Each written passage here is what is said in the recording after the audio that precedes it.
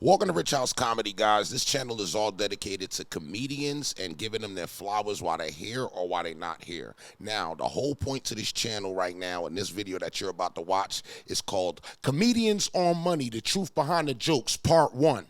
Which one of these comedians is the funniest? Now, we got 4. We got Bill Burr, we got Dave Chappelle, we got Kevin Hart, and we got George Carlin. You let me know which one is the funniest out of all of these, and if you have suggestions for Part 2, please drop them in the comments. A little bit about me. I'm from New Jersey. I live in Las Vegas now. I was closed-minded as hell into all comedy. And recently, in the last couple of years, I opened up my mind to all comedy. Now, what I mean is, black comedy is all I watched. So, I'm here on this channel to open up my mind, and I want you guys to open up your mind too and take this ride with me. And without further ado... Actually, Nerd Jesus died in the last year, right? No. Steve Jobs.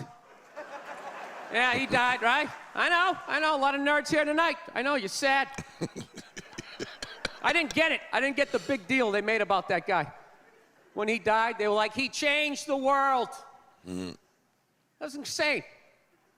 He changed the world. The world was one way, and then Steve Jobs came, and it was another. What did he do? Somebody, for the love of God, what the fuck did that guy do? What did he do? He told other people what to invent? I want my entire music collection in that phone. Get on it! Right? And then these poor, nameless, faceless scientists gotta go in a back room and figure it out. How the fuck are we gonna get all of this into this? I mean, what year does this guy think this is? This is crazy. This is like Buck Rogers. Dude, my kid has a birthday in like 11 months. Steve Jobs just walking by. I don't hear any thinking going on in there. Strutting around the office, eating some pretentious fruit like a pear, right? Just throwing out ideas. Well, there's another one. There's another one I just came up with on the way to work. I was reading a magazine the other day, turning pages, you know? I like to turn pages on a screen that aren't even there. Yeah, wrap your fucking heads around that, guy. See you in 8 years. Where you going, Michael? Big, little, get on it. Right? And all these people slave away to make his vision come true. And then they have the big nerd fest, right? Down there, Comic-Con, and all their nerd mecca. They're all showing up with their acne and their Hulk shirts, limping into the arena, right?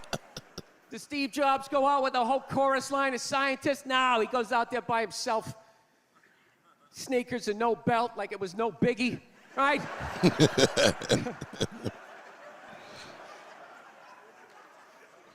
Like he's Tesla, tapping into the atmosphere. I know, this is always uncomfortable. I know, you bought into it, right?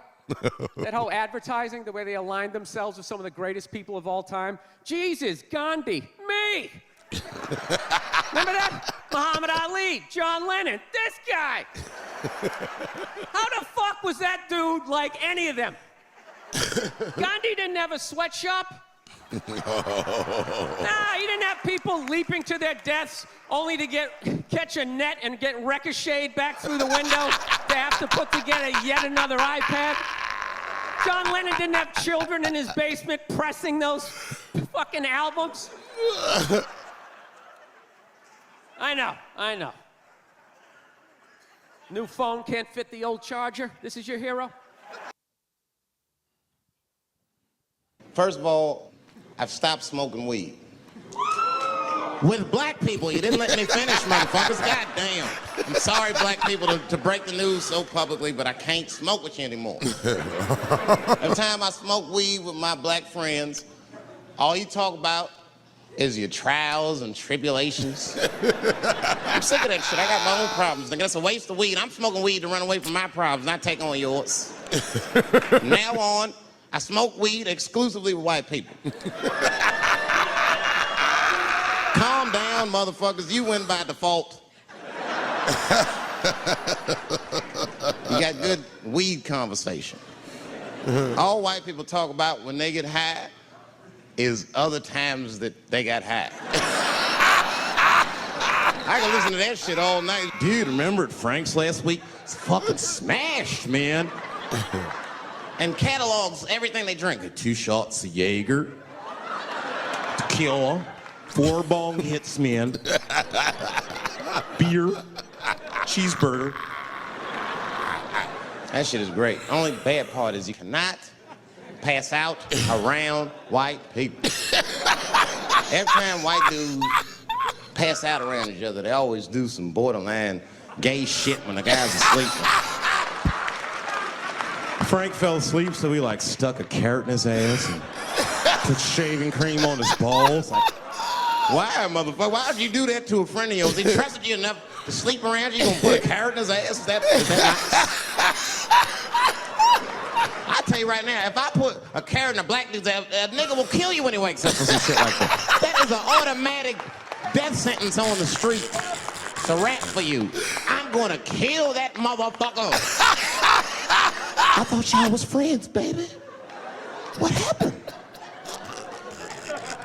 I fell asleep at his house, right? We was drinking, and I fell asleep at his house, and while I was sleeping, right? I'm just gonna kill that motherfucker, all right? That's all you need to know. You fuck carrots. Stay in my financial lane. Now let me explain what I mean when I say this, okay? Here's what I mean when I say financial lane. Here's what happens. You start to make money. When you make money, you meet other people to make money. When you meet other people to make money, you want to hang out with these people. But naturally, you want to spend money the way they spend money, but then you realize that you don't make the same type of money that these fucking people make, okay? It's very true. That's why you got to stay in your lane, all right? Certain people I don't hang out with. Athletes, I don't hang out with athletes. I used to. I stopped. Let me tell you why I stopped. Athletes don't respect money. How do I know this? From experiences. This is not a joke. This is a true story. I'm in Vegas with an athlete friend of mine. Keep in mind, he's doing a lot better than me in life, okay? Naturally, I want to keep up with him. So before we go out, he said, Kev, don't worry about nothing. I got you. Everything is on me. I said, hey, bitch, I'm a man. I'll pay for my fucking self, okay? So we go out. He get a table. I got a table. He got bottles. I got bottles. He had bitches come to the table. I didn't have no bitches. I had my aunt. My aunt was with me. I'm not going to call my aunt no bitch. I love her too much. But regardless, we having a good time, okay? Now, I'm not going to lie. I got the bill. I didn't like it. You ever get a bill so high you try to put it in the light like it's going to change? Hold up. Wait a minute. Hold on. Okay. But I said, I can't bitch about the bill. Reason why I can't bitch about the bill, because he didn't bitch about the bill. So I said, you know what? I started talking to myself. I said, Kev, just pay the bill. Pay it. So that's what I did. I paid the bill. I go to my room. I go to sleep. Here's why I don't mess with athletes. Next morning, I wake up. My boy that I was with, he called me. He said, Kev, yo, last night was crazy, wasn't it? I said, man, I had a ball. He said, well, guess what? We're going to do the same shit again tonight. I said, I'm not going to do it. I can't do it 2 nights in a row. Because the way that my bank account is set up. You ever start explaining your financial situation for no reason at all? I said I would, but the way my bank account is set up, the thing is, I got a checking in the savings, but all the money is in my savings. So I got to switch it to my checking, but it's going to take 3 business days. I don't think it's going to go through. I don't think it's going to go through. Athletes will mess your life up, man. Hey, I got a lot of good ideas. Balance the stupid fucking budget. Here's another idea. I'm going to save you a whole lot of money on prisons, but at the same time, we are still going to remove from society many of our more annoying citizens. 4 groups are going away permanently. First group, violent criminals. Here's what you do with these Emmy Award winners. You take the entire state of Kansas. You move everybody out.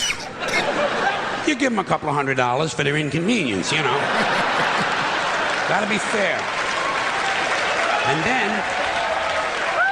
you move them out, you put a big 10-story electric fence around Kansas, and Kansas becomes a permanent prison farm for violent criminals. No parole, no police, no supplies. The only thing you give them is lethal weapons and live ammunition so they can communicate in a meaningful way.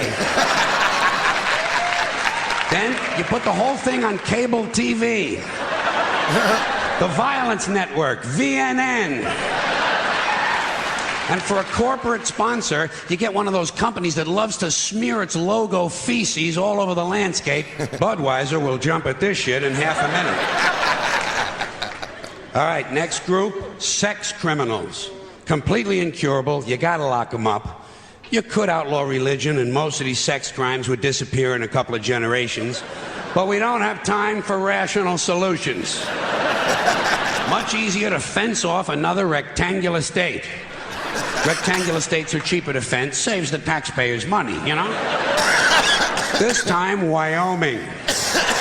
But only for true sex offenders. We're not going to bother consenting adults who like to dress up in leather Boy Scout uniforms and smash each other in the head with ball-peen hammers while they take turns blowing their cat.